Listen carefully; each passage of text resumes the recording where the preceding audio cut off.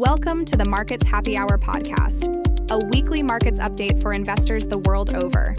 Each week we discuss inflation, geopolitics, interest rates, equity markets, and other asset classes. To try to answer the question, what does this mean for my investment portfolio? Let's dive in. So I'd love to turn it over to you and explain a little bit what is a regime adaptive portfolio. Sure. Well, I guess, firstly, the expression regime, because you say regime to a non-market person and they're thinking, oh, what are you talking about? Is it like military regimes or what? And us in the markets, we assume what people understand by a macro regime. But, just to be clear, it's the kind of the dominant economic and market conditions that prevail over years and maybe even decades. So, I mean, the obvious one is the disinflationary regime that we had effectively from 1980 to 2020, I would say. It was the era of falling inflation, globalization, central bank independence, moderate debt. And what did we get from that? It was a great era for financial assets. The starting point was really favorable. Volcker brought rates to 15 to 20% in 1980. So that pushed up bond yields, pushed down equity valuations. So it was a great starting point for financial assets. And then as inflation came down, as interest rates came down, that was a boon for financial assets. After the financial crisis, we had quantitative easing. So we had actual asset purchases from central banks, and that pushed the regime and this kind of disinflationary and falling rates regime even further, culminating in, it's not so long ago we were talking about the trillions of dollars of negative yielding debt, and this was a huge problem for the global economy. And what you get with every regime is the regime sows the seeds of its own destruction. And that was the negative yielding debt basically encouraged policymakers to take on more spending. So again, 5 years ago, around the time of COVID, modern monetary theory came to prominence. The challenge for central banks was how could they raise inflation? That was the big dilemma in Europe. Inflation was sub 1%. Even for the Fed, how could they get inflation up to 2%? So the idea of flexible average inflation targeting came in. So what we've had since then is this regime shift that's been driven by a number of factors. Obviously, I think there's been two big events, COVID and the war in Ukraine.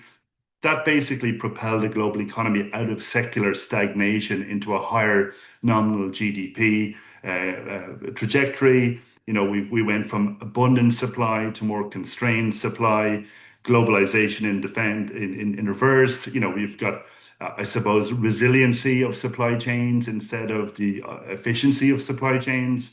And we've had an enormous fiscal impulse, which has resulted now in higher debt levels, and higher deficits have become the norm. And that's created concerns over public debt.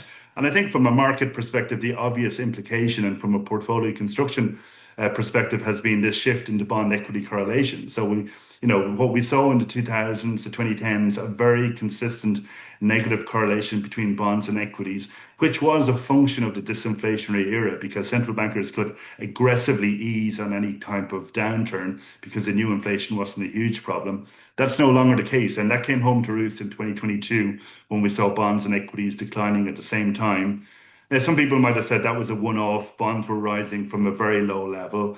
But if you believe in those structural changes, there's nothing to say that we can't see further episodes of these inflation spikes and further periods where bonds and equities could fall at the same time.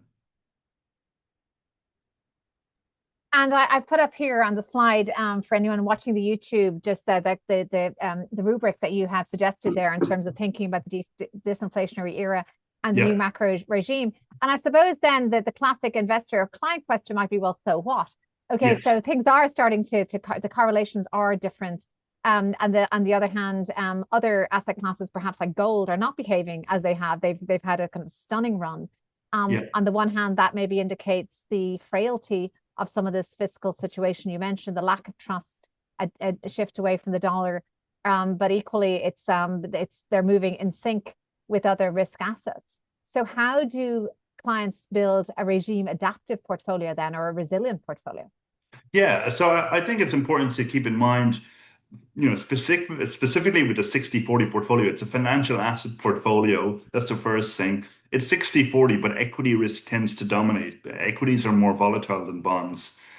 So if you think about that shifting environment, particularly in relation to debt and in relation to the bond equity correlation, obviously the big risk is that you get a significant equity downturn for, obviously we've talked about the high equity valuations. There's uncertainty about the economic outlook.